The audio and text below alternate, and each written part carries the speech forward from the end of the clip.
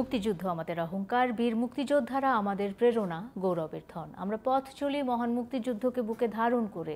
পথ চলতে চলতে দিন গিয়ে মাস হয়, মাস থেকে বছর ঘুরতে থাকে রাজনীতি, অর্থনীতি, কূটনীতি সহ সব চাকা।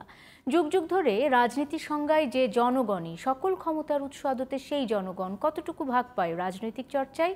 নতুন নতুন জোট, রাজনীতির মেরুকরণ, ভোটের খেলায় কি প্রভাব ফেললো? মিলল কি সমীকরণ? দর্শক, সব প্রশ্নের উত্তর জানতে আজকের এই আয়োজন। সবাইকে স্বাগত জানাচ্ছি Zulfiqar steel presents debate tonight. আমি সোনিয়া হক আপনাদের সাথে আছি। আলোচনার বিষয় রেখেছি কাল উপজেলা নির্বাচন। আমরা সকলেই জানি 8ই মে উপজেলা নির্বাচনের প্রথম ধাপের নির্বাচন অনুষ্ঠিত হতে যাচ্ছে। এই নির্বাচনটি নিয়ে আজকে আমরা আলোচনা করব এবং আমার আলোচক বৃন্দও আমার সাথে এর মধ্যে স্টুডিওতে যুক্ত হয়ে গেছেন। যুক্ত হয়েছেন ডক্টর সাবের আহমেদ চৌধুরী, বিভাগীয় সমন্বয়কারী জানিপপ। যুক্ত হয়েছেন তিনি আমাদের সাথে স্টুডিওতে। আমাদের সাথে যুক্ত হয়েছেন ফরিদ হোসেন, সম্পাদক ইউএনবি, তিনি আমাদের সাথে আছেন। এবং জিটিভির বিশেষ প্রতিনিধি ইসমাইল হোসেন জুয়েল, তিনি আমাদের সাথে আজকে যুক্ত হয়েছেন। তিনজনকে স্বাগত জানাতে চাই। এবং জাতীয় নির্বাচনের রেশ কাটতে না কাটতেই আবারও আমরা আরেকটি বড় নির্বাচনের খবর করতে যাচ্ছি এবং এই নির্বাচনটি নিয়েও এরই মধ্যে নানা ধরনের আলোচনা, সমালোচনা, প্রশ্ন, বিভিন্ন ধরনের মত পথ বিশ্লেষণ আমরা দেখতে পাচ্ছি বিশিষ্টজনদের। আমরা একটু আলোচনায় চলে যেতে চাই। শুরুটাই করতে চাই ডক্টর সাবের আহমেদ চৌধুরী। কেমন লাগছে, কেমন হতে যাচ্ছে বিরোধী দল ছাড়া এবারের উপজেলা নির্বাচন? আপনার বিশ্লেষণ দিয়ে আলোচনাটা শুরু করতে চাই। ধন্যবাদ। আগামীকাল রাত পোহালেই আমরা প্রথম যেই ধাপের উপজেলা নির্বাচন সেটা দেখতে পাবো। আমরা জানি যে এবার 4টি ধাপে নির্বাচনটা অনুষ্ঠিত হচ্ছে। প্রথম ধাপে 141টার মতো উপজেলাতে নির্বাচন অনুষ্ঠিত হবে। নির্বাচন কমিশন ইতিমধ্যে তাদের যে সকল প্রস্তুতি রয়েছে সেগুলো সম্পন্ন করেছে। আজকে যেগুলো একটু দূরবর্তী এবং সমস্যা সংকুল কেন্দ্র রয়েছে তাদের প্রায় 400-র কাছাকাছি কেন্দ্রে ভোটের যে সরঞ্জামাদি তা পৌঁছে গেছে এবং প্রায় 11,000-এর অধিক যে ভোট কেন্দ্রগুলো রয়েছে সেগুলোতে আগামীকাল সকালবেলা বিভিন্ন সরঞ্জামাদি যাবে। এই বছর বা এবারের যদি আমরা নির্বাচনটাকে দেখতে চাই তাহলে কিছু ভিন্ন মাত্রিকতা তো রয়েছেই। প্রথমত যেটা আপনি বললেন যে বিরোধী দল বা বেশ কিছু রাজনৈতিক দল তারা অংশগ্রহণ করছে না, প্রতীকের বিষয়টা এবারও সেভাবে আমরা দেখছি না। আর বিশেষত একটা বিষয় রয়েছে যে এবার বেশ কিছু নতুন ক্যান্ডিডেট আমরা দেখেছি বিভিন্ন এলাকাতে এবং এতে যদি স্বজন বলি বা একটু দূরবর্তী বিভিন্ন মদতপুষ্ট এমপি বা মন্ত্রীদের ক্যান্ডিডেটকে আমরা দেখেছি বিভিন্ন অঞ্চলে তারা নির্বাচন করছেন নতুনভাবে। এছাড়াও যেই রাজনৈতিক দল, ক্ষমতাসীন রাজনৈতিক দল রয়েছে সেখানেও বিভিন্ন নির্দেশনা রয়েছে। একটা কম্পিটিটিভ ইলেকশনের জন্য যে ক্যান্ডিডেটরা বিভিন্নভাবে চেষ্টা করছে বেশ কিছুদিন ধরে। কিন্তু এখানে আরেকটা বিষয় লক্ষণীয় যে আমরা বেশ কিছু অঞ্চলে দেখেছি যে টান টান উত্তেজনা এবং যেহেতু স্থানীয় পর্যায়ের নির্বাচন সেখানে বেশ কিছু গোলযোগও হয়েছে। এখন সামনে যেই সময় রয়েছে বা কালকের যে নির্বাচন আমাদের যতটুকু পর্যবেক্ষণ সেখানে মনে হচ্ছে যে বেশ কিছু ঘটনা, অপ্রীতিকর ঘটনা ঘটার সম্ভাবনা রয়েছে, যদিও প্রশাসন বারবার উল্লেখ করছে যে তাদের সেই বিষয়ে যথেষ্ট প্রস্তুতি রয়েছে। আমরা জানি যে নির্বাহী ম্যাজিস্ট্রেট এবং জুডিশিয়াল ম্যাজিস্ট্রেট তারা প্রায় প্রতিটা উপজেলাতেই তাদেরকে ডিপ্লয় করা হয়েছে এবং যথেষ্ট পরিমাণ আইন শৃঙ্খলা রক্ষাকারী বাহিনীর সেখানে অবস্থান থাকবে। কিন্তু মূল যে একটা বিষয় এখানে রয়েছে যে আপনার ক্ষমতাসীন রাজনৈতিক দলেরই কিন্তু একাধিক প্রার্থী আমরা বিভিন্ন জায়গায় দেখছি। তো সেখানে স্থানীয় যেই ফ্যাক্টরগুলো রয়েছে সেটা কিন্তু সবচাইতে বড় একটা উপকরণ হয়ে দাঁড়াবে। কারণ এখানে আপনার প্রশাসনেরও একদম সম্পূর্ণভাবে যে কোনো একটা দিক নেয়ার সুযোগটাও ততটা থাকছে না। আবার মন্ত্রী মহোদয় বা এমপি যারা রয়েছেন তাদেরকেও বলা হয়েছে যে ওভাবে কোনো ক্যান্ডিডেটকে বিশেষভাবে সাপোর্ট না করার জন্য। কিন্তু আমরা তারা শুনছেন সেই জায়গাটাতে মূল প্রশ্নটা যে এখানে আসলে যেটা বলছি যে স্থানীয় উপাদানের কারণে এখানে দলের চাইতেও কিন্তু ব্যক্তি এবং তার যেই পারিবারিক বলয় রয়েছে বা তাদের যেই ঐতিহ্যগত অবস্থান রয়েছে এলাকায়, ওই জায়গাগুলো কিন্তু খুব গুরুত্বপূর্ণ। কারণ এখানে আমরা জানি যে যেটা ইউনিয়ন পরিষদ ইলেকশনকে কেন্দ্র করেও হয়ে থাকে, যে কতজন ইউনিয়ন পরিষদের চেয়ারম্যান কোন প্রার্থীর পক্ষে আছে, এই কাউন্টিংটা কিন্তু হচ্ছে সে প্রথম থেকে।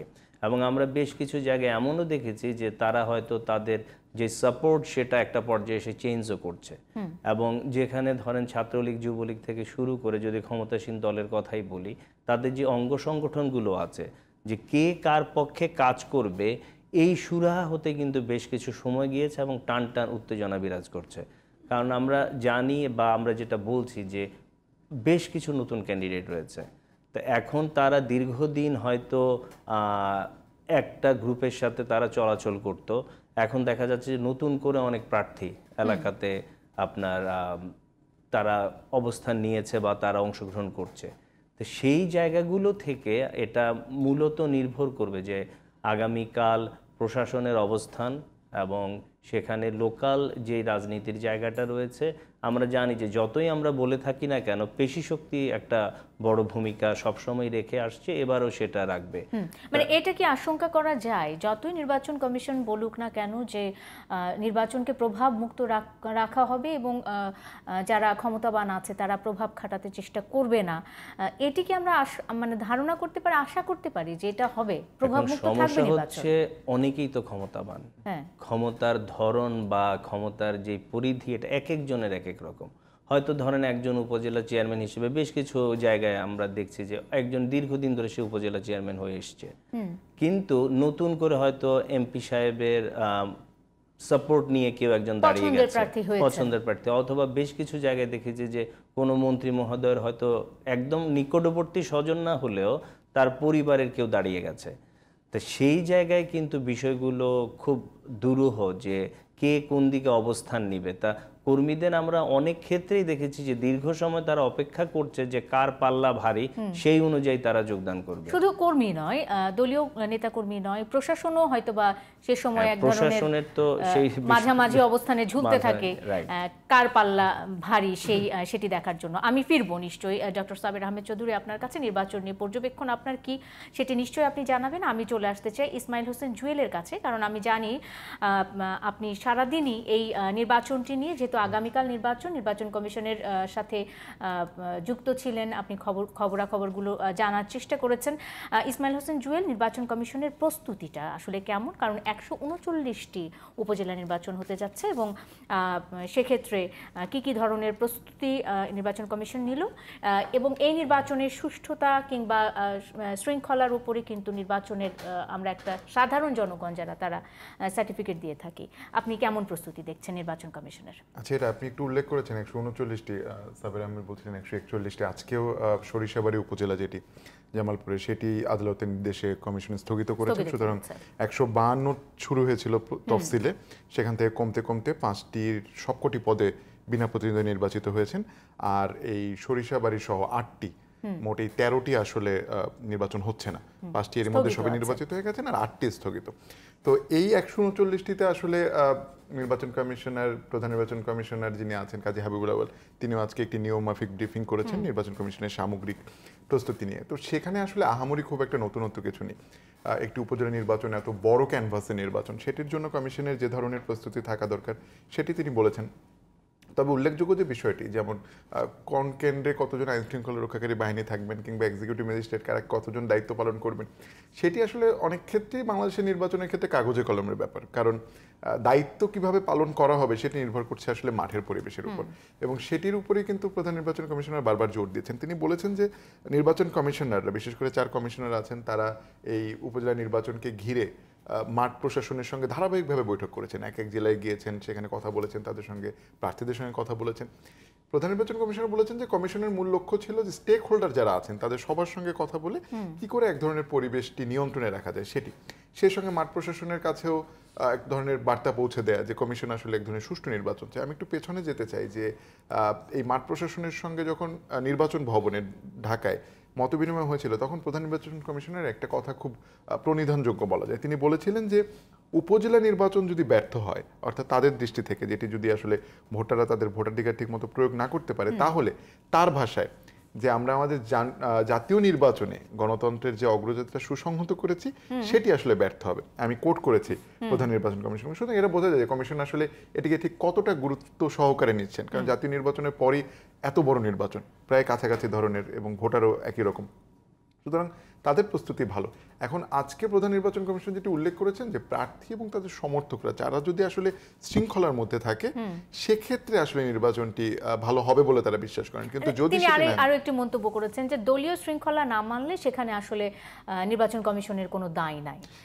এই দায়টা নির্বাচন কমিশন কি আসলে এড়াইতে পারে কিনা, যে নির্বাচনে যদি দলীয় সিদ্ধান্ত অমান্য করে কোনো নেতাকর্মী কোনো রকমের প্রভাব খাটাতে চেষ্টা করে সেক্ষেত্রে নির্বাচন কমিশন কি দায় এড়াতে পারে? আমার মনে হয় যে কোথাও যদি তাকে কোট করা হয়ে থাকে, আমি সেখানে উপস্থিত ছিলাম, ব্যাপারটা এমন না। তিনি বলেছেন যে মন্ত্রী এমপিদের স্বজন নিয়ে প্রশ্ন ছিল যে আসলে কমিশন কোনো রকম চাপ অনুভব করে কিনা, কারণ ক্ষমতাশালী বলতে আমাদেরকে যাদেরকে বুঝি তাদের স্বজন নিয়ে অনেক আলোচনা হয়েছে। এই উপজেলা নির্বাচনে যে কয়েকটা ইস্যু, তার একটা বড় ইস্যু ছিল দলীয়ভাবেও আওয়ামী লীগও বারবার এই কথাটি এনেছে যে মন্ত্রী এমপিদের স্বজন যারা নির্বাচন করছেন সেক্ষেত্রে মন্ত্রী এমপিদের ভূমিকা কি হবে। অনেকে প্রত্যাহার করে নিয়েছেন, অনেকের যেটি সাবির আহমেদ বলছিলেন যে দূরবর্তী স্বজন রয়েছে, আবার এমনও আছে কোনো কোনো এমপির একাধিক স্বজন নির্বাচন করছেন। সব মিলিয়ে এটি আসলে নির্বাচন কমিশনের জন্য কতটা স্বস্তিদায়ক। তখন তিনি বলেছেন যে আমরা চেষ্টা করেছি যারা মন্ত্রী এমপি আছেন তাদের নিবৃত্ত করার, কোনো কোনো ক্ষেত্রে সফল হয়েছি, কোনো কোনো ক্ষেত্রে মানে ব্যর্থ হয়েছে, এটি প্রধান নির্বাচন কমিশনের কথা। তবে সামগ্রিকভাবে তিনি মনে করেন যে যদি সবাই একটুখানি নির্বাচনটি সুষ্ঠু করার ক্ষেত্রে যদি সদিচ্ছা পোষণ করেন, এবং সদিচ্ছার ক্ষেত্রে তিনি বলেছেন যে রাষ্ট্রীয় জায়গা থেকে কিংবা সরকারি মহল থেকে যখন সদিচ্ছার এক ধরনের সুস্পষ্ট ঘোষণা দেওয়া হয়, তিনি উল্লেখ করেছেন যে সরকারি দল সেটি যখন নির্বাচনকে সুষ্ঠু করার জন্য একদম স্পষ্ট ঘোষণা দেয় তখন কমিশনের জন্য কাজটা আরও সহজ হয়। এবং তিনি মনে করেন যে বার্তাটি যদি দল অর্থাৎ ক্ষমতাসীন দল হিসেবে আওয়ামী লীগ এবং সরকারের যারা রয়েছেন প্রশাসন তারা যদি মেনে চলেন তাহলে হয়তো এক ধরনের ভালো নির্বাচন তারা আশা করতেই পারেন। তারা যদি মেনে চলেন তবেই এক ধরনের ভালো নির্বাচন আশা করা যায়। আমি ফিরবো নিশ্চয়ই জুয়েল, আবারও আপনার কাছে আমি চলে যেতে চাই। ফরিদ ভাই, আপনার কাছে আপনার মতামত নিতে চাই। নির্বাচন নিয়ে মানুষের আগ্রহ কমছে, কিন্তু আমরা দেখতে পাচ্ছি যে উপজেলা চেয়ারম্যান নির্বাচনে প্রার্থীদের আগ্রহ বাড়ছে। আজকে টিআইবির একটি প্রতিবেদন প্রকাশিত হয়েছে, আপনি গতকাল প্রকাশিত হয়েছে যতদূর আমি মনে করতে পারি হয়তোবা। সেক্ষেত্রে সেখানে বলা হচ্ছে যে সম্পদ অর্জনে এমপিদের চেয়ে এগিয়ে আছেন উপজেলা পরিষদের চেয়ারম্যানরা। 5 বছরে একজন উপজেলা চেয়ারম্যানের অস্থাবর সম্পদ বৃদ্ধির হার 4200% বেশি, যেখানে একজন এমপির সম্পদ বৃদ্ধির হার 3065%। এটি টিআইবির প্রতিবেদন। মানে আমরা যদি বলি যে জনগণ, যেখানে নির্বাচনের সবচাইতে বড় অংশীজন জনগণ, তারা নির্বাচনে আগ্রহ হারাচ্ছে, এটি অনেকেই বলেন। কিন্তু উপজেলা চেয়ারম্যানের যারা প্রার্থী তাদের আগ্রহ কেন বাড়ছে? খুব সহজে কোটিপতি হওয়া যায় এই জন্য, মানে এটাই একমাত্র রাস্তা? ধন্যবাদ আপনাকে। একটা জিনিস হচ্ছে যে আমাদের তো এই সম্পদের যে ব্যাপারটা বললেন, এটা আমরা জাতীয় সংসদ নির্বাচনের সময় সেই জিনিসটা আমরা ব্যাখ্যা করেছি, আমরা আলোচনা করেছি। এবং এখন উপজেলা নির্বাচনে যারা এখন সিটিং আছেন এবং করছেন তাদের দিক থেকে এটা করা হচ্ছে। এটা ধরুন বিভিন্নভাবে ব্যাখ্যা করা যায়। একটা সাধারণভাবে হচ্ছে যে আমাদের এখানে একটা সম্পদের প্রবৃদ্ধি হয়েছে। আমরা একটা অংশের মানুষের মধ্যে, সাধারণ মানুষের মধ্যে না হলেও, সেখানে ধরুন যে বাংলাদেশের 1971 সালের স্বাধীনতার সময়ে যেই অবস্থা তার সম্পদ, আজকের সম্পদের মধ্যে কিন্তু অনেক পার্থক্য। আমাদের মধ্যেও যাদেরকে আমরা এক সময়তে নিম্নবিত্ত দেখেছি, এখন তারা মধ্যবিত্ত, অনেকে আবার উচ্চবিত্তের পর্যায়ে গিয়েছে। এখন আপনাকে দেখতে হবে এটাই একমাত্র মাপকাঠি না, অনেক সময়তে যে দেখতে হবে যে এই সম্পদের অর্জনটা সে কীভাবে করলো, তার সম্পদ অর্জনের কি বলে যে উৎসগুলো, সেই উৎসগুলি সঠিক উৎস কিনা সেটা তিনি দেখাচ্ছেন কিনা, তিনি ব্যবসা করলে সেই ব্যবসাটা সৎভাবে করছেন কিনা, তিনি যদি কোনো বিনিয়োগ করে থাকেন, তার যদি কোনো শিল্প হয়ে থাকে সেটা তিনি কেমন করে করলেন, সেখানে তিনি প্রভাব খাটিয়ে করলেন কিনা, এই কথাগুলো কিন্তু সারা বছরই এগুলো নিয়ে আলোচনা হয়, কিন্তু নির্বাচনের আগে বা পরে এটাকে বেশি করে আসে। আমরা জাতীয় নির্বাচনের সময় তো যে আলোচনাটা করেছিলাম, তারপরে এসে কিন্তু আমরা যে দায়টা দিয়ে দিয়েছিলাম যে এটা এখন নির্বাচন কমিশন এবং আমাদের দুর্নীতি দমন কমিশন তার কাছে যেতে পারে, তারা যদি মনে করে যে এটাকে তদন্ত করে দেখবে এবং সেটা দেখে তারা এই উৎসগুলো। দুঃখজনকভাবে হলো একবার এই ধরনের কথাগুলো যখন নির্বাচনটা শেষ হয়ে যায়, যার যার মতো সেটা আমরা ভুলে যাই। এবং এগুলো এত বিশাল ব্যাপার, এগুলো যেন আইন করা বা ইত্যাদি নতুন নতুন নতুন করে সেগুলোর একটা ব্যাপার আছে, সেই জিনিসগুলো নিয়ে আমরা আরেকটা জিনিস হচ্ছে যে এই আমরা লিখছি, দেখুন এটা একটা বাস্তবতা, আমাদের পত্রপত্রিকা আমরা লিখছি, এটা ঢাকা শহরে যারা পড়ছে, যারা টেলিভিশন দেখছে, তারা আলোচনা করছে। কিন্তু আপনি যদি এলাকায় যান, উপজেলা যেখানে কথাটা ভোটারদের কাছে যান, সেখানে কিন্তু একটা প্রবণতা, সেটা হচ্ছে যে তারা কিন্তু এটা দেখতে যায় যে তার যে প্রার্থী, সেই প্রার্থী গাড়ি আছে কিনা, সে কিভাবে আসে, সে তার সম্পদের ব্যাপারটা কি, সে আমাকে দিতে পারবে কিনা, সে মানে আমি তার কাছ থেকে কতটুকু পাবো, তিনি নিজেই যদি খুব গরিব মানুষ থাকেন তা তিনি আমাকে কি দিবেন, এই ধরনের একটা মনোভাব কিন্তু একটা অংশ ভোটারদের মধ্যে আছে। তারা চমৎকৃত হতে চায়। আপনি যদি সেখানে মোটরকে করে না যান, আপনার গাড়ির আগে পিছে যদি মোটর সাইকেল না থাকে, তাহলে ওই শোডাউনটা না হলে কিন্তু ভোটারদেরও একটা অংশ কিন্তু তার উজ্জীবিত হয় না, মানে এই প্রার্থী তার টাকা নাই, তার কোনো ক্ষমতা নাই, বা তিনি এটা করতে পারছেন না, তিনি সৎ, তিনি কিন্তু তার কি করতে পারবেন, এই প্রশ্নটা তাদের মধ্যে আছে। এটা অনেকদিন থেকেই আমাদের জাতীয় নির্বাচনে এবং স্থানীয় সরকার নির্বাচনে সেটা চলে আসছে, এটা একটা বাস্তব অবস্থা। কাজেই আপনাকে বিবেচনা করতে হবে সেই দিক থেকে যে আপনার কতটুকু। আরেকটা হলো যে এই কারণেই, অর্থাৎ আমরা যখন দেখি যে এখানে অনেক কিছু দেওয়া হয়েছে, শুধু যে ক্ষমতা প্রতিপত্তি তা না, আমাদের স্থানীয় সরকার ব্যবস্থাটাকে বিশেষত গত 15 বছর বর্তমান সরকার এবং প্রধানমন্ত্রী শেখ হাসিনা সরকারের অধীনে এই জিনিসগুলো হয়েছে, অনেক সুযোগ সুবিধা হয়েছে, আমাদের উন্নয়ন বাজেট অনেক বেড়েছে এবং এরা অনেক কিছু পাচ্ছে। যেমন ধরুন যে আমি যখন ছোটোবেলা, আমরা যখন স্কুলের শেষ পর্যায়ে বা কলেজে পড়তে আসতে যাচ্ছি, তখনও এ ধরনের ইউনিয়ন পরিষদ নির্বাচন হতো, স্থানীয় সরকার নির্বাচন হতো। তখন কিন্তু আমরা দেখতাম যে এই যারা চেয়ারম্যান হচ্ছে, সেই চেয়ারম্যান কিন্তু খুব একটা টাকা পয়সা তারা পেত না।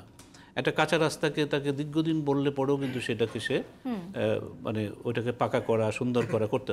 এখন আমি গিয়ে দেখি যে একটা ইউনিয়ন পরিষদের চেয়ারম্যানের কাছেও যে বরাদ্দ আসে, সেই বরাদ্দ কিন্তু সে করে দিচ্ছে এবং ভালোই করে দিচ্ছে। আমার নিজের এলাকা যদি আমি বলি, সে নিজের এলাকাতে আপনার গ্রাম পর্যন্ত, আমার বাড়ি পর্যন্ত গাড়ি যাচ্ছে, রাস্তাগুলো মানে আপনার গাড়ি চলাচলে। ফরিদ ভাই, আমি একটু যুক্ত করি, সেটা হলো যে এই ক্ষেত্রেও কিন্তু এক ধরনের অভিযোগ আছে যে সংসদ সদস্যের পছন্দের প্রার্থী যদি চেয়ারম্যান কিংবা ভাইস চেয়ারম্যান হয়, মানে যাদের জন্য বরাদ্দ আসলে সেই পছন্দের নিরিখেও বরাদ্দ দেওয়া হয়, এমন অভিযোগ আছে। আমি আসছি সেটা, আমি যেটা বলতে চাচ্ছি যে এই যে বরাদ্দটা বেড়েছে, অর্থাৎ এই সক্ষমতাটা কিন্তু আমাদের অর্থনীতির একটা হয়েছে যে এই বরাদ্দগুলো দিতে পারছে। সকলের জন্য কি বেড়েছে? এখন এই জায়গাটায় আসুন, যখন এটা তো একটা মানে ব্যাপার থাকেই, অভিযোগগুলো থাকেই যে যে আমরা যেমন বলি যে সংসদ সদস্যদের বেলায় তাদের যেটা মূল কাজ, সেটা না হয়ে তারা অন্য কাজে জড়িত হয়ে পড়ছে, বেশি আগ্রহ দেখাচ্ছে। যেমন সংসদের সদস্যদের কাজ কি, তারা আইন প্রণয়ন করবে, তারা সংসদে বিভিন্ন মন্ত্রণালয়কে তারা কি বলে তাদেরকে অ্যাকাউন্টেবল করবে, তারা সঠিক, যেমন স্ট্যান্ডিং কমিটির যে কাজ, তাই না, স্ট্যান্ডিং কমিটিগুলো তো সেটাই কাজ যে তারা কোথায় কি আপনি করছেন, আপনার মন্ত্রণালয় কি করছে, সেই দায়বদ্ধতা তৈরি করা এবং এগুলো সেইভাবে একটা স্বচ্ছ অ্যাকাউন্টেবল একটা অ্যাডমিনিস্ট্রেশন সরকার তৈরি করা। কিন্তু তা না করে তারা বিভিন্ন স্কুল কমিটিতে, বিভিন্ন ডেভেলপমেন্ট কাজে, বিভিন্ন কাজে তারা নিজেদেরকে সম্পৃক্ত করতে চাচ্ছে এবং সেটা তারা জোর করে করছে অনেক ক্ষেত্রে। কাজে এই জায়গাটা আমাদের একটা পরিবর্তন হয়েছে রাজনীতিতে, তেমন এটার প্রভাব তো আপনার সর্বত্রই পড়বে। কাজে এখানে স্থানীয় সরকারের মধ্যেও যে বরাদ্দের ব্যাপারটাতে তখন ওই জিনিসটা আছে। এখানে যেমন আগে আমরা আমলাদেরকে এগুলো নিয়ে দায়ী করতাম যে তারা দিচ্ছে না, উপজেলা নির্বাহী কর্মকর্তা দিচ্ছে না, বা ডিসি দিচ্ছে না, এসডিও দিচ্ছে না, আমাদের সময় তো এসডিও ছিল। তো এই জিনিসগুলো আমাদের এখন এই যারা মন্ত্রী, এমনকি মন্ত্রী যারা এমপি, তারা হয়তো এই জায়গাটার মধ্যে তারা তুমি আমার জন্য কাজ করো নাই, এটা একটা আশঙ্কা থেকেই যায় এবং তার জন্য সেটা বিপদ হয়। এবং যে কারণে আমরা দেখলাম এখানে যে কথা হলো যে ইউনিয়ন পরিষদের চেয়ারম্যানদেরকে এই নির্বাচনের প্রার্থীরা তাদের কাছে নিতে চাচ্ছে, তাদের সমর্থন আদায় করতে চাচ্ছে। এখন যদি দেখা যায় যে কোনো একটা ইউনিয়নে সে কম ভোট পেল, কিন্তু 14টি ইউনিয়নের মধ্যে দেখা গেল সে 2টি ইউনিয়নে সে কম ভোট পেয়েছে, বাকিগুলোতে বেশি পেয়েছে, সে জয়ী হয়ে গেছে, তো ওই 2টি ইউনিয়নের জন্য তখন কিন্তু একটা সমস্যা তৈরি হয়। ডক্টর সাবের আহমেদ চৌধুরী, আপনার কাছেই শুরুতে যেতে চাই এই অংশে। আমরা নির্বাচনে জনগণের আগ্রহ হারিয়ে ফেলার কথা বলি, জনগণ তেমন আগ্রহী নয় এমনটা বিভিন্ন সংবাদ মাধ্যম বা গণমাধ্যমের তথ্য উপাত্তে উঠে এসেছে। কিন্তু আমরা যখন খুব ছোট ছিলাম, যদি বলতে চাই যে সেই সময়টা এই স্থানীয় সরকার নির্বাচনগুলোকেও আমরা দেখেছি বেশ উৎসব মুখর পরিবেশে অনুষ্ঠিত হচ্ছে। এখন আসলে গত এক দশকে যদি বলতে চাই, রাজনীতিতে আসলে কি এমন হলো যে নির্বাচন নিয়ে মানুষ এমন বিমুখ হয়ে গেল? নির্বাচন বিমুখতার কারণটা কি? ধন্যবাদ। আমি এই জায়গাটা আসছি, একটু আমি আলোচনা করে নিই যে অনেক নতুন প্রার্থী যারা এসছে বিভিন্ন এলাকাতে, সেই জায়গাটায় প্রথমত একটা জায়গা হচ্ছে কি, আপনার আমাদের যেই অঞ্চলে যে রাজনীতি করেন না কেন, উপজেলা চেয়ারম্যান বা এমপি পদপ্রার্থী যারা হয়ে থাকেন, এটা তারা যখন এমপি পদে নমিনেশন পাচ্ছেন না, their thing is it's a gateway. আমি আস্তে আস্তে আমার রাজনৈতিক ক্যারিয়ারটা গড়ে তুলি, একটা সময় হয়তো আমি মেম্বার অফ দ্য পার্লামেন্ট হতে পারবো, স্টেপ বাই স্টেপ।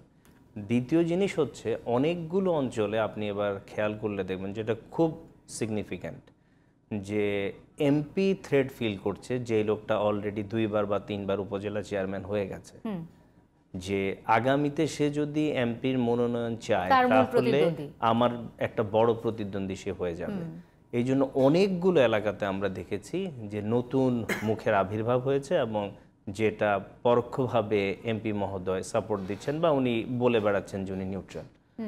আরেকটা জায়গা হচ্ছে যে এখানে জানি যে এলাকায় গুরুত্বের একটা জায়গা বা স্থানীয় যে জায়গাগুলো, আমরা জানি যে আমাদের এখানে যখন বিজনেসম্যান ক্লাসের তো একটা বড় ধরনের উত্থান হয়েছে, এখন রাজনীতির যে ধারা আমরা আবহমান বাংলায় দীর্ঘ সময় ধরে দেখেছি সেটা তো এখন নেই। তো সে যখন এমপি পদে মনোনয়ন পাওয়া তার জন্য কঠিন হচ্ছে, সে শুরুটাই করছে সেখানে যে আপাতত আমি এলাকায় গুরুত্বটা বাড়ানোর জন্য আমি উপজেলা চেয়ারম্যানের জায়গা থেকে শুরু করি। আরেকটা বিষয় এখানে খুব গুরুত্বপূর্ণভাবে দেখা দরকার, যে আমরা জানি যে এবার প্রায় 62টা আসনে আমরা নতুন মুখ দেখেছি, যেটা হচ্ছে যে জাতীয় নির্বাচনে। এখন যিনি নতুনভাবে এমপি হয়েছেন, খুব স্বাভাবিকভাবে উনি কাউকে না কাউকে সাপোর্ট দিবেন। আবার বিগত যিনি এমপি ছিলেন বা অনেকেই ফেল করেছে বিভিন্ন জায়গায় বা মনোনয়ন পায়নি, এলাকার রাজনীতিতে কিন্তু ওই গ্রুপগুলো রয়ে গেছে। তো প্রত্যেকে কিন্তু আলাদা আলাদাভাবে কাউকে না কাউকে সাপোর্ট দিচ্ছে। তো যার ফলশ্রুতিতে এই যে বিভিন্ন গ্রুপকে কেন্দ্র করে রাজনীতির যে ধারাটা, এটা বেশ জটিল আকার ধারণ করেছে অনেকগুলো এলাকায়। তা এই সার্বিক পরিস্থিতিতে যে সামালটা কিভাবে দেয়া যাবে বা মাঠের পরিস্থিতিটা কি হবে, এটা খুব গুরুত্বপূর্ণ। মানে দলীয় প্রতীক না দেওয়াটা কি এর অন্যতম কারণ বলে মনে হয় কিনা ডক্টর? দলীয় প্রতীক পেলে তো আসলে এই প্রার্থীরা অনেকে দাঁড়াতোই না। আচ্ছা, কারণ সে যখন দলীয় প্রতীক পাচ্ছে না, দলের কোনো ক্যান্ডিডেটের বিরুদ্ধে তো সে নির্বাচনে গেলে তার দলীয় সদস্যপদই থাকতো না।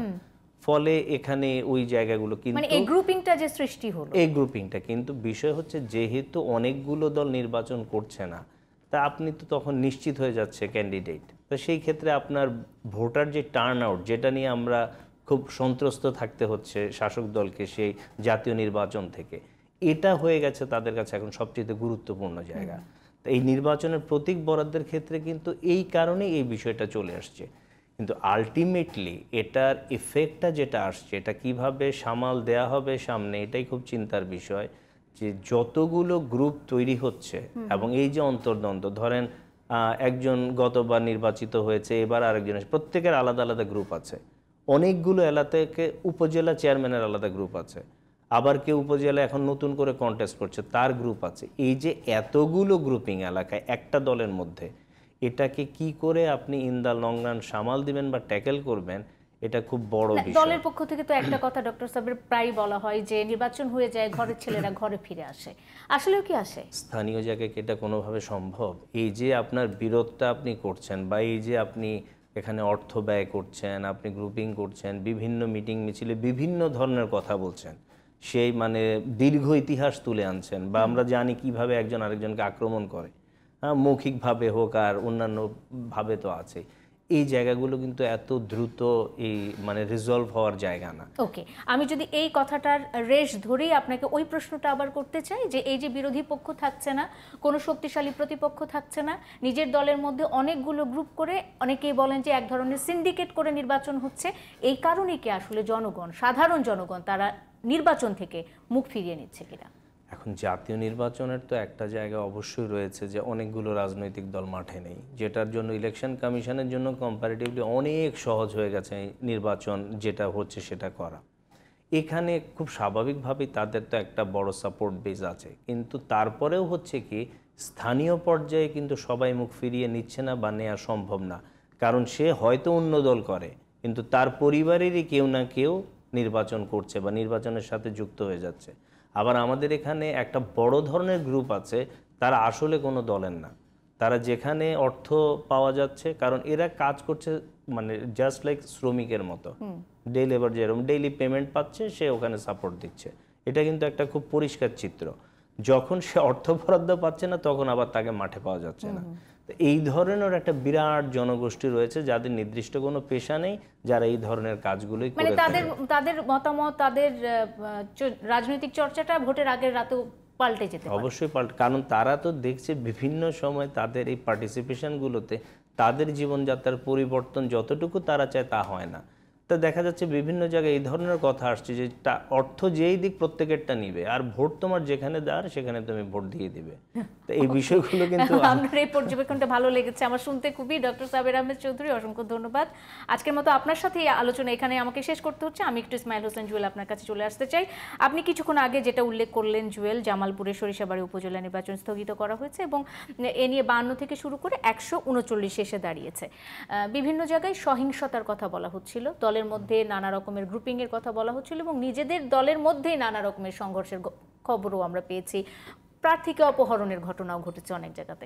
তো সেক্ষেত্রে আসলে এছাড়া আর অন্য কোনো ধরনের বিশৃঙ্খলা বা এরকম সংঘর্ষের খবর আপনাদের কাছে আছে কিনা এবং এখন সেটার কি অবস্থা, মানে এখনো কি সেরকম চলছে? সোনিয়া, একটা বিষয় খুব অবাক করার মতো, সেটি হচ্ছে যে স্থানীয় সরকার নির্বাচনে এক ধরনের বাড়তি উত্তেজনা সবসময় কাজ করে। এটি খুব স্বাভাবিক, কারণ প্রার্থী অনেক থাকেন, প্রতিদ্বন্দ্বিতা বেশি হয়। এবং স্থানীয়ভাবে যেটি সাবের আহমেদ বলছিলেন যে জাতীয় সংসদ নির্বাচনে যখন আপনি একদম নির্দিষ্ট দুটি শিবিরে বিভক্ত হচ্ছেন, দুটি দলে ভাগ হয়ে আপনি আপনার রাজনৈতিক আদর্শের কারণে নির্বাচনে যাচ্ছেন কিংবা যাচ্ছেন না, স্থানীয় সরকার নির্বাচনে সেটা অনেক ক্ষেত্রে সম্ভব হয় না। সুতরাং কারণ পারিবারিক বন্ধনের একটা বিষয় থাকে, আত্মীয়তার বিষয় থাকে, আরও অনেকগুলো ফ্যাক্টর সাবের আহমেদ বললেন, সেসব কারণে যাওয়া সম্ভব হয় না। সুতরাং এটির কারণেও এক ধরনের বাড়তি উত্তেজনা যোগ হয়। কিন্তু যেটি বলছিলাম যে অবাক করার মতো বিষয় যে এখন পর্যন্ত কিন্তু আসলে যে ধরনের সংঘর্ষ কিংবা সংঘাতের আশঙ্কার কথা আমরা ধারণা করি, নির্বাচনের একদিন আগ পর্যন্ত কিন্তু ওই মাত্রায়, আমি আবারও বলছি যে ওই মাত্রায় তেমন কিছু হচ্ছে না। এটি একদিকে স্বস্তির আর একদিকে অস্বস্তির এটা যে তাহলে কি সবাই তার শক্তি সঞ্চয় করছে নির্বাচনের দিনের জন্য? যদি সেটি হয়, সেটি কিন্তু আসলে প্রশাসনের জন্য এক ধরনের ঝুঁকি তৈরি করছে এবং সবার জন্যই। যে সবাই যদি মনে করে যে না, যেহেতু দলীয় প্রতীকী নির্বাচন হচ্ছে না, সুতরাং এমন কিছু না করি যাতে কমিশনের কোনো পদক্ষেপ আসে, দল থেকে কোনো প্রেশার আসে, কোনো কিছু। এবং কিছু কিছু জায়গাতে এখনও রয়ে গেছে। আপনি যে প্রার্থী অপহরণের কথা বলছিলেন, তার জন্য নিশ্চয়ই সৌভাগ্যের, কারণ তিনি আসলে বিনা প্রতিদ্বন্দ্বিতায় সেখানে চেয়ারম্যান নির্বাচিত হয়ে গেছেন। সুতরাং এমন অপহরণের পর যদি বিনা প্রতিদ্বন্দ্বিতায় নির্বাচিত হওয়া যায়, হয়তো বা সামনে অনেকেই অপহৃত হইতে চাইবেন, যদিও সেটি আসলে নির্বাচনের জন্য কতটুকু সুখকর সেটি নিয়ে প্রশ্ন আছে। আমি সোনিয়া একটু ফরিদ ভাইয়ের সঙ্গে একটা বিষয় যোগ করতে চাই, আমারও জানার বিষয়, যদিও আমাদের সময় হয়তো বা খুব একটা নেই। উপজেলা নির্বাচনে ফরিদ ভাই, উপজেলা পরিষদের যে কাঠামো, তাতে কিন্তু ইএনও যিনি আছেন তার কিন্তু এক ধরনের সাচিবিক সহায়তা দেওয়ার কথা, কিন্তু যে 17 রকমের দায়িত্ব বা 17 রকমের কাজ দেওয়া হয়েছে, 38 রকমের দায়িত্ব ভাগ করা হয়েছে, তার প্রত্যেকটির ক্ষেত্রেই কিন্তু আমলাতন্ত্রের একটা বেশ বড় প্রভাব রয়েছে, এমপিদের প্রভাব রয়েছে। আমার যেটি জানার বিষয় সোনিয়া, যে বোঝার চেষ্টা করছি এখনো, যে এই যে উপজেলা চেয়ারম্যানদের বলছেন অনেকেই কোটিপতি হয়ে গেছেন, সম্পদ বেড়েছে এমপিদের তুলনায়, খুব মোটা দাগে অভিযোগ করা হয় যে জনপ্রতিনিধি যারা থাকেন তারা হয়তো বা বরাদ্দ থেকে এক ধরনের কোনো ধরনের দুর্নীতির সুযোগ নেয়। কিন্তু উপজেলা চেয়ারম্যানদের আসলে কাজ করার যে সুযোগ, সেখান থেকে তো বরাদ্দ তার পাওয়া এবং সেই বরাদ্দ থেকে নিজে লাভবান হওয়ার এমন সংকুচিত হয়ে আসছে এই সুযোগটা, যে কোটিপতি হওয়ার সুযোগ কম। তার মানে বিষয়টা এমন দাঁড়াচ্ছেন যে ক্ষমতা কাঠামোতে তিনি আসলে যেই পজিশনেই থাকুক না কেন, তার আসলে কোটিপতি তিনি হতেনই। তিনি হয় উপজেলা চেয়ারম্যান হয়ে কোটিপতি হয়েছেন বা অন্য কোনো পদে থাকলেও তিনি কোটিপতি হতেন, সেটি যেভাবেই হোক। দেখার বিষয় যেটি ফরিদ ভাই বলছেন যে তার উৎসগুলো পরিষ্কার কিনা কিংবা অন্যান্যগুলো। আরেকটি বিষয় আমি একটু যোগ করতে চাই যে সংঘাত সংঘর্ষের বিষয়ে তো স্বস্তির খবর আছে যে এখন পর্যন্ত সেই মাত্রায় হচ্ছে না, কিন্তু একটু খচখচানি হয়তো বা থেকে যাবে এখানে যে 152 থেকে 139 হওয়ার একটি বড় কারণ কিন্তু 5টি উপজেলায় সবগুলো পদে বিনা প্রতিনিধি নির্বাচিত হয়েছে এবং 5টি কিন্তু সবগুলো পদে। এছাড়া 8 জন আছেন চেয়ারম্যান এবং 10 জনের মতো ভাইস চেয়ারম্যান, 10 জনের মতো মহিলা ভাইস চেয়ারম্যান যারা বিনা প্রতিনিধি নির্বাচিত হয়েছেন। আমরা কিন্তু জাতীয় সংসদ নির্বাচনেও একটা বড় অংশ রাজনৈতিক দলের যারা অংশগ্রহণ করেননি এবং বলা হয় প্রধান বিরোধী দল যারা, সেখানেও কিন্তু বিনা প্রতিনিধিতে নির্বাচিত হতে দেখিনি কাউকে।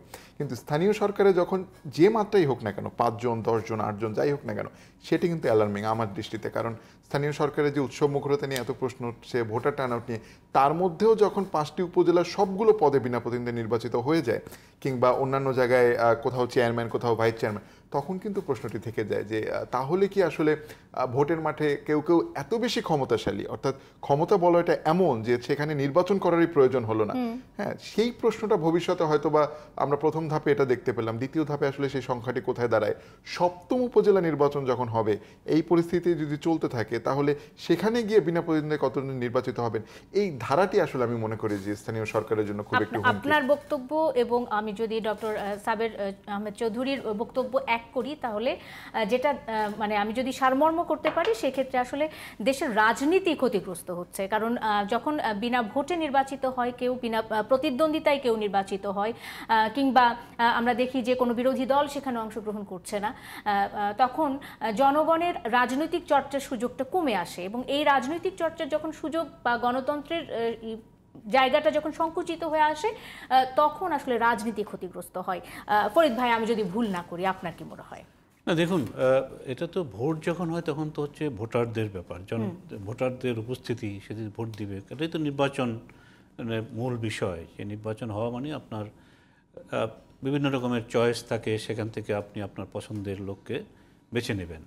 এখন এই পছন্দের লোক বেছে নেওয়ার ক্ষেত্রে যদি দেখা যাচ্ছে যে যারা করবে তারা খুব একটা ভোট কেন্দ্রে আসছে না, তাহলে যেই সরকারে থাকুক না কেন, যেই পরিস্থিতিতে হোক না কেন, সেটা তো তাদের জন্য একটা, বা সামগ্রিকভাবে আমাদের দেশের রাজনীতির জন্য তো একটা প্রশ্নের বিষয়, চিন্তার বিষয় এটা তো হবে।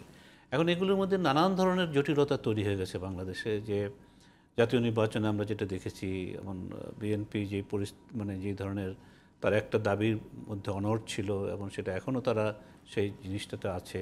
সেখানে তারা সরকারকে, যখন একটা সরকারি দল থাকে বা একটা সরকার থাকে, তখন তার সাংবিধানিক বাধ্যবাধকতা থাকে, তাকে নির্বাচন করতে হবে, তখন এর বাইরে তো সে যেতে পারছে না। তখন তারা চেষ্টা করেছে যে এটাকে অংশগ্রহণমূলক করার জন্য, আরও যাতে করে একটা প্রতিদ্বন্দ্বিতা হয়, সেই প্রতিদ্বন্দ্বিতাকে হলেই তো ভোটাররা আসবে। কারণ যত বেশি প্রার্থী থাকবে, প্রার্থীরা ভোটারদেরকে উৎসাহিত করবে ভোট কেন্দ্রে আসার জন্য, তাদের কারণেও আসবে যে না, আমি আমার পছন্দের প্রার্থীকে এখানে দিচ্ছি। যদি সেই জিনিসটা আপনার করতে হয়েছে, এমন করে নির্বাচনটা আপনার এই নির্বাচনী বৈতরণী পার হওয়া, বা যেটা সাংবিধানিক মানে বাধ্যবাধকতাটা মানে পার হওয়া, এটা করতে হয়েছে। এখন দেখুন, এখানে আমরা নানানভাবে দোষারোপ করা হচ্ছে। এটা বলা হচ্ছে যে সরকার, আওয়ামী লীগ, তারা কেন দাবি মানল না, তারা যদি দাবি মানে তাহলে তারা এটা হতো। বিএনপি সম্পর্কে মানে আমরা যেটা বলছি যে একটা দাবি আপনি করলেই আপনাকে যে কেউ, আমি ক্ষমতার যদি আপনার রাজনীতি দেখেন, রাজনৈতিক দলের যদি দেখেন, এটা তো কোনো দয়া দেখানো বা দাক্ষিণ্য করার কোনো ব্যাপার থাকে না। বিএনপির যে দাবি, জাতীয় ইলেকশনের সময় যে দাবি ছিল, তত্ত্বাবধায়ক সরকারের দাবিতে তাদের আন্দোলন ছিল, তারা নির্বাচনে অংশগ্রহণ করলো না, কিন্তু স্থানীয় সরকারের নির্বাচনের ক্ষেত্রে বিএনপির যে দাবি, সেটি আসলে কতটুকু যুক্তিযুক্ত? না দেখুন, এটা সেটাই আমি আসছি যে এখন এই ক্ষেত্রে যে তারা এই মানে বিএনপি এই ক্ষেত্র করেছে, এখন এখানে একটা বিএনপি আমি মনে করি যে এটাকে থামাতে পারছে না। এই নির্বাচনে জনগণ, ভোটাররা যে আসবে, ভোটারদেরকে ভোট কেন্দ্র থেকে যে আসতে যাওয়া, সেটা করছে না। আমরা মনে করি যে স্থানীয় সরকার নির্বাচন ভোটাররা জাতীয় নির্বাচনের যদি একটু আলাদা করে দেখতে পারে, সেটা হচ্ছে তারা এখানে তাদের প্রার্থী, তার এলাকার প্রার্থী, তার নানানভাবে কতগুলি স্বার্থ তাদের জড়িত আছে, কতগুলি আকর্ষণ জড়িত আছে। তো সেখানে তারা আরও বেশি যেতে পারে এবং তারা সম্পৃক্ত হবে। সেখানে বিএনপি বলেও না, আওয়ামী লীগ বলেও না, এবং যে কোনো রাজনৈতিক দলও করে না, তারাও কিন্তু সেখানে যাওয়ার ইচ্ছা প্রকাশ করে। আমি মনে করি যে নারী ভোটারদের মধ্যে একটা উৎসব প্রকাশ করে, কারণ তারা ভোট এলে পরে তারা ভোট দিতে যেতে উৎসাহিত হয়। কারণ তারা, এটা তাদের জন্য এক ধরনের যে সারাদিন কাজটা সেরে তারা এই কেন্দ্রে গেল, অনেকের সাথে তাদের সাক্ষাৎ হয়। এখন ধরুন যে বিএনপি যেই অবস্থানটা নিয়ে রেখেছে, এখানে বিএনপি এই ক্ষেত্রে তার দলীয় বা অদলীয় কোনো ব্যাপার নেই, কারণ আওয়ামী লীগ এখানে দলীয় প্রতীক করছে না, এটা একটা খোলা অবস্থা। তার আমরা যদিও বলি যে আওয়ামী লীগের প্রার্থী বা ওইভাবে তো তার দলীয় প্রতীক নাই, নৌকা নিয়ে সে করছে না, একটা প্রতীক আছে কিন্তু সে নৌকা নিয়ে করছে না। কাজে এক্ষেত্রে বিএনপি তার যে কর্মী বাহিনী, তৃণমূলে যে তার সমর্থক, তার কর্মী বাহিনী, আমার মনে হয় তাদের মধ্যে একটা আমরা যেটা দেখেছি ইত্যাদি কোনো জায়গায় যায় যে বা কথা বলেও আকাঙ্ক্ষা আছে তারা ভোট দিতে যেতে চাইতে, তাদের ইচ্ছা আছে তাদের ভোট কেন্দ্রে যাওয়া, তার ইচ্ছা আছে যে একটা চ্যালেঞ্জ, ভোট কেন্দ্রে যাওয়া না, একটা ভোটে চ্যালেঞ্জ অংশগ্রহণ তাদের করা, আগ্রহ ছিল। সেটাই বলছি যে একটা চ্যালেঞ্জ দেওয়া যে আমি সেটা বিএনপির মধ্যে আছে, সেটা জামাত ইসলামের মধ্যে আছে, যদিও জামাত ইসলাম নির্বাচনে অংশগ্রহণ করতে পারে না দলগতভাবে। এখন বাকি যে দলগুলোর কথা বলছেন, আমি তাদের কথা এই জন্য বলছি না যে তাদের উৎসাহ বা তাদের কর্মীদের এটা কম থাকবে, কারণ তারা কিন্তু নির্বাচনের ক্ষেত্রে অনেক ক্ষেত্রেই কিন্তু প্রাসঙ্গিক না। আমাদের অনেক বামপন্থী দল আছে, অনেক ছোট ছোট ডানপন্থী দল আছে, ইসলামী দল আছে, কোনো কোনো ক্ষেত্র ছাড়া তারা কিন্তু প্রাসঙ্গিক না। কাজে তাদের এই স্থানীয় সরকারের নির্বাচনে যাওয়া একজন দুজন এবং তাদের হতে যাবে। এবং এই কারণে দেখা গেছে সংখ্যাটা যতই হোক না কেন বিএনপির মধ্যেও প্রায় 130-32 বা একটা তারা বহিষ্কার করেছে। কেন করেছে? তারা দলীয় নির্দেশনা না মেনে বাইরে যাওয়ার জন্য, নির্বাচনে এটা যদি আরো একটু ব্যাপার থাকতো তাহলে দেখতেন যে আরো সেখানে সামনের যে, মানে আপনার কি মনে হয় না ফরিদ ভাই, আমি যদি এক বাক্যে জিজ্ঞেস করি যে জাতীয় ইলেকশন বর্জনের পর কিংবা আমরা এর আগে নির্বাচনগুলো বর্জনের পর বিএনপির এই স্থানীয় সরকার নির্বাচনটি বর্জন করা এক ধরনের বোকামি হলো? আমরা সেই দিকেই যাচ্ছি। আমরা এই কথাটাই বলতে যাচ্ছি যে অনেকেরই ধারণা ছিল, বিশেষজ্ঞদের, রাজনীতি বিশেষজ্ঞদের এবং আমাদের মধ্যেও, যে জাতীয় নির্বাচনে তাদের একটা বিপর্যয় হয়েছে। আমি এই অর্থে বলছি, তারা না নির্বাচন থামাতে পেরেছে এবং সরকার গঠিত হয়েছে। সরকার গঠিত হওয়ার পরে কিন্তু দেশের ভিতরে এবং দেশের বাইরে সবাই আপনার স্বীকৃতি দিয়েছে, তারা তার সঙ্গে এই সরকার এসছে, সরকারের সঙ্গে কাজ করছে। কাজে সেই দিক থেকে একটা বিপর্যয়, তারা বন্ধ করতে পারেনি। তারা শুধু বলতে পারে যে না, আমরা যাইনি সেখানে, আমরা প্রতিযোগিতা করিনি, আমরা শূন্য মাঠ, মানে মাঠটাকে খালি করে দিয়েছি, কাজে হয়নি। এখানে একটা অনেকের মধ্যে ধারণা ছিল যে বিএনপি সেখান থেকে একটা শিক্ষা নিয়ে যে এখানে ভিতরে ঢুকেই, নির্বাচনের ভিতরে ঢুকেই আওয়ামী লীগকে বা ক্ষমতাসীন দলকে মোকাবেলা করা, এবং সেখানে একটা সুযোগ যেটা আসতো, আমরা যেটা কিছুটা তো আমরা রাজনীতি করেছি ছাত্র জীবনে এবং রাজনৈতিক এই সাংবাদিকতা করেও আমরা যেটা বুঝি যে এটা একটা প্ল্যাটফর্ম হতে পারতো বা একটা উইন্ডো হতে পারতো তাদের কর্মীদের তৃণমূল পর্যায়ে তাদেরকে চাঙ্গা করা, সংগঠিত করা। এই উপলক্ষে তারা, কারণ বিএনপি কিন্তু আপনার ধানের শেষ নিয়ে নির্বাচন করতে পারতো, বিএনপির কিন্তু দলীয় প্রতীক দিতে কোনো অসুবিধা ছিল না, কিন্তু আওয়ামী লীগ দেয়নি, এটা তার সিদ্ধান্ত, তাদের জন্য এটা প্লাস পয়েন্ট হতে পারতো। মানে বিএনপি আসলে এই পলিটিক্যাল অ্যানালাইসিস গুলো আসলে বিএনপি ভেবেচিন্তে করে কিনা আর একটা পর্বে নিশ্চয়ই আমি জেনে নিব। ফরিদ ভাই, আপনার কাছে আমি আজকে আসলে শেষ করতে হচ্ছে, সময় একেবারে শেষ হয়ে গেছে। আপনাদের তিনজনকে ধন্যবাদ জানাতে চাই, ডক্টর সাবির আহমেদ চৌধুরী, ফরিদ হোসেন এবং ইসমাইল হোসেন জুয়েল, তিনজনকেই ধন্যবাদ জানিয়ে আজকের মতো শেষ করতে চাই। দর্শক যারা এতক্ষণ ছিলেন আপনারা, জুলফিকার স্টিল প্রেজেন্স ডিবেট টুনাইটের সাথে আপনাদেরও ধন্যবাদ। শুভরাত্রি।